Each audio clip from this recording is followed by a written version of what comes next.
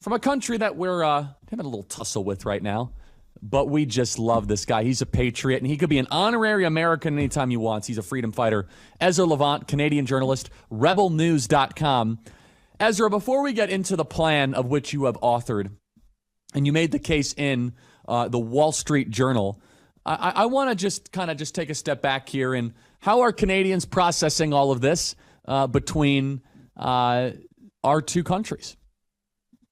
Well, the Liberal Party of Canada, they've decided that it's easier to run against Donald Trump in the next election than to run against the Canadian Conservative leader in the next election. So you've never seen a Canadian election like this before. All the Liberals are talking about is Trump. And by the way, Trudeau is gone now, but we've got Trudeau 2.0, a guy named Mark Carney, who is even worse. He was on the board of the World Economic Forum. He's got 3 passports. He's the ultimate globalist. He was the head of the state bank, the Federal Reserve. It's called the Bank of Canada. And then he went over to the UK and he headed the Bank of England. And while he was there, he was friends with Ghislaine Maxwell, Jeffrey Epstein's right-hand woman. So this guy is the worst. I don't even think he lives in Canada. His wife still lives in New York where she works. He was selected in a Kamala Harris-style fake primary where foreign nationals were allowed to vote and children as young as 14. So this guy was installed, and he's going straight to the top of the Canadian political food chain, and he has decided that running against America, running on an anti-America platform, and obviously anti-Trump, is his way to win. Trouble is, that's terrible for ordinary Canadians. So explain this to me. Was this a party vote? What exactly was the process here? Yeah, Trudeau, for 9 years, he's been in so many scandals. People are sick of him. So he resigned and he said, I'm out of here as soon as the party chooses a successor to me. So they had an internal vote, but that internal vote is so fishy. 400,000 people registered to vote, but only 150,000 of those were qualified and certified and verified. So more than half of the votes were not qualified. What the heck was going on? And like I said, you didn't have to be a Canadian citizen to vote. And you didn't even have to be a grown-up. So 14-year-olds and foreign citizens chose our new prime minister, and he goes straight to the top. It would be as if Kamala Harris became president, but at least she was on a ballot in 2020. This is so undemocratic. And he doesn't have a mandate. He's down in the polls, and he knows that fighting with Trump will prick Canadians to come. He's playing Captain Canada.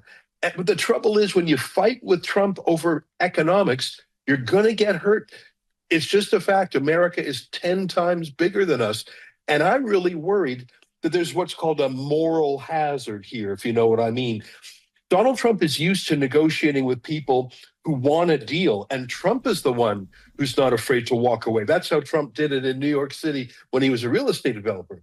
But in this case, Trump is the one who wants a deal, but it's in the Liberal Party's interest not to get one. They want the fight, and believe it or not, they want the economic damage that the fight will cause so they can blame Trump for our looming recession rather than their own economics. It's really the worst of times in Canadian politics.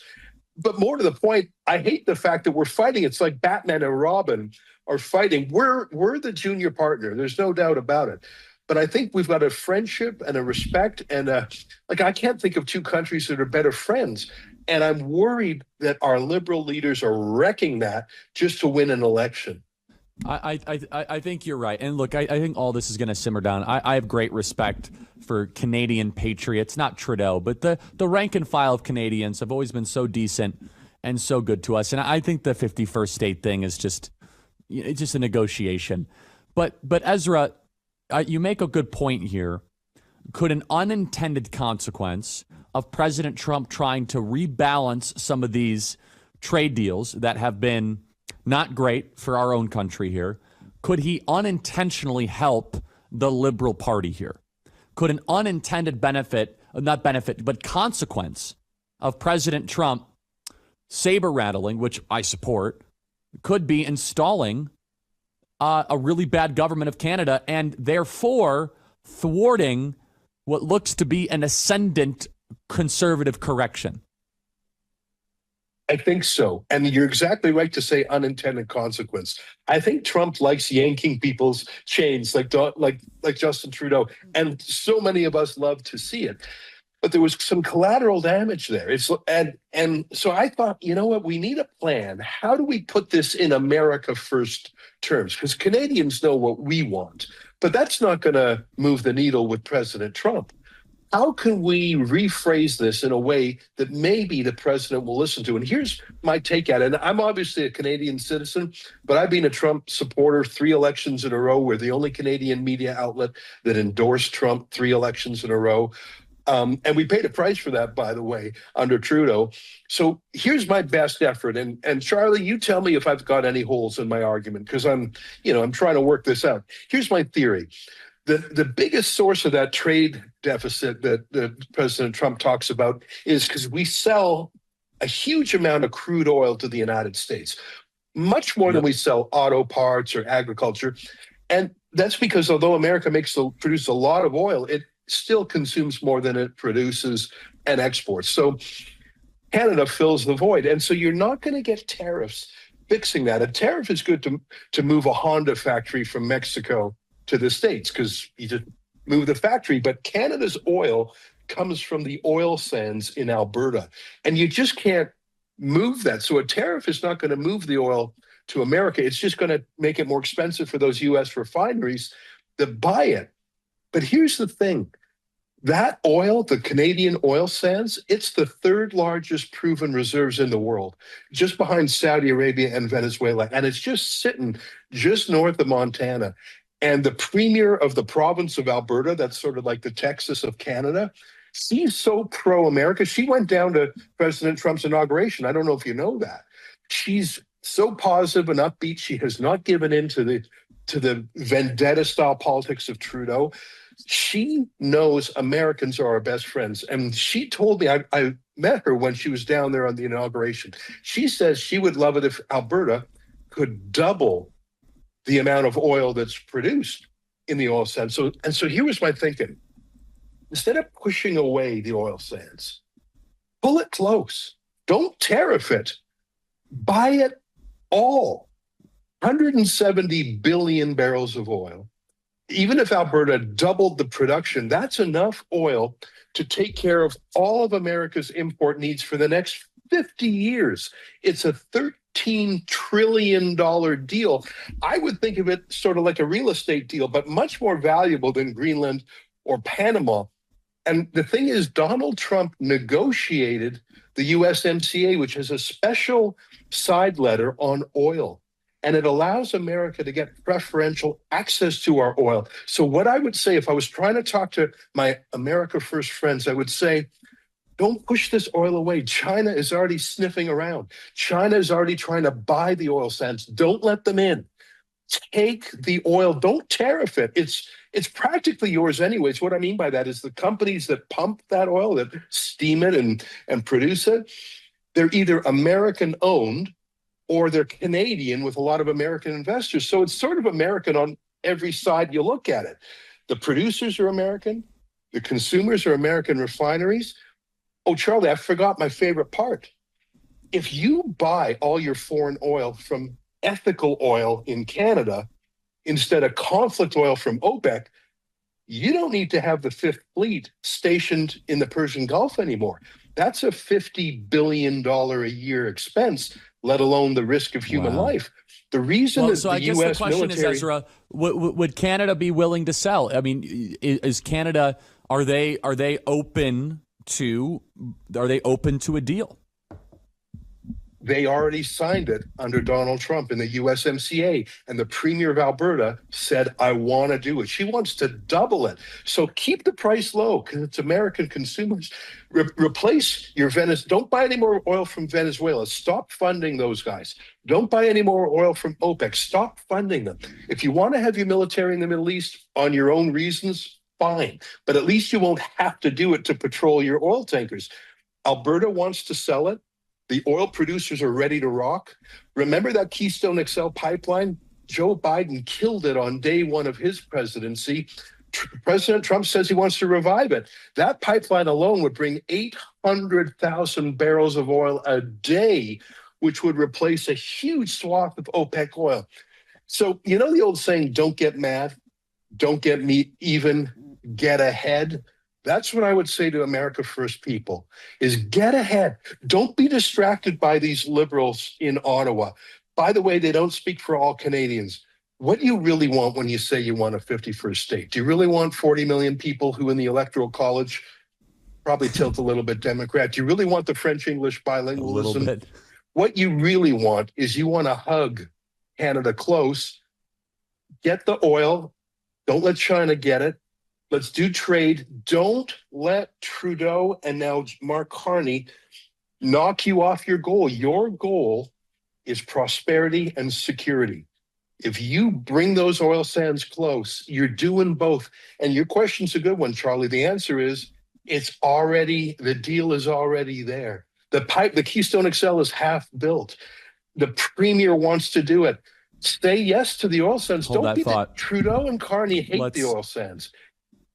I'm convinced. I think, by the way, I'll tell you where I think the position needs to be after the break. Stay right there. Rebelnews.com is amazing. Rebelnews.com. Email us as always, freedom@charliekirk.com. Okay, Ezra. So here, I agree with all. I agree with all of that. Look, I got a lot of problems with the Canadian government. Whatever. I think that if we could negotiate some of the electricity stuff, get rid of some of the tariffs on American goods, love the oil deal. I think we should have all of our energy going after the Mexican drug cartels and the Chinese Communist Party. What would you say this is now resurrecting an otherwise unpopular Liberal Party? Unfortunately, and here's why. Let's say someone's happily married. Let's say there's a happily married woman, and a man comes up to her and says, hey, divorce him and marry me. Well, that's shocking. That's sort of a indecent proposal, as the old movie with Woody Harrelson put it. But and so a lot of Canadians are saying, whoa, when you're saying join America, that's sort of asking me to break up my family. By the way, some other people who maybe were thinking of getting a divorce would say, yeah, I'd love to join the U.S. as a 51st state. My point is, it started that whole serious debate in Canada over what I think was basically internet prickles. Trump is a master at that bombastic style. That's the Manhattan style. Canadians are a little bit more passive, maybe a little more thin-skinned. So I think that distracted like a million Canadians. And a million Canadians sort of took it personally. And I loved it because it was yanking Trudeau's chain. But Charlie, I'm going to agree with you. That probably cost the Conservative leader of Canada 5% in the polls. And believe me, all of us want that Conservative leader. His name is Pierre Poilievre. He's great. He would be a great international partner, a bilateral partner for America. I think that Trump knew how to needle Trudeau, but it sort of had that unintended consequence, you know? Is this, let's just say you go to a bar in Alberta. Is this the number one thing folks are talking about right now? Well, the thing is, Alberta is the most pro-America place in Canada. And Alberta's a little nervous because... Vancouver, Montreal, just a bar in Canada. Yeah, I think so. I think some ordinary people are excited about the idea of becoming American. I just don't know if that's likely to happen. I think the risk is if the Liberals win again because people are confused and like some people are actually saying the Americans are going to invade. I mean, I don't think serious people think that that's what's happening. I think Trump is just having some rhetorical fun. But yeah, Charlie, it is true. I think some people are freaking out. But I think that doing a deal like this, there's one more thing it gives Donald Trump, because let me come back to the America First point of view. How did this whole trade war start? You might remember in November, President Trump tweeted to Mexico and to Canada, get your borders under control before I become president. And instead of doing those two simple things, Trump said, fix the fentanyl issue and stop the illegal migrants. Canada should do that on our own. But instead of doing that, Trudeau wanted to fight. So if you actually did this deal of a century with Canada. It's a $13 trillion 50-year deal. But you know what President Trump could demand? He could say, if we're going to buy all this oil from you, instead of from the Persian Gulf or Brazil or Mexico or whatever, then we want you to take some of that money and reinvest in your military. We want you to remove some of your tariffs on dairy and poultry and eggs.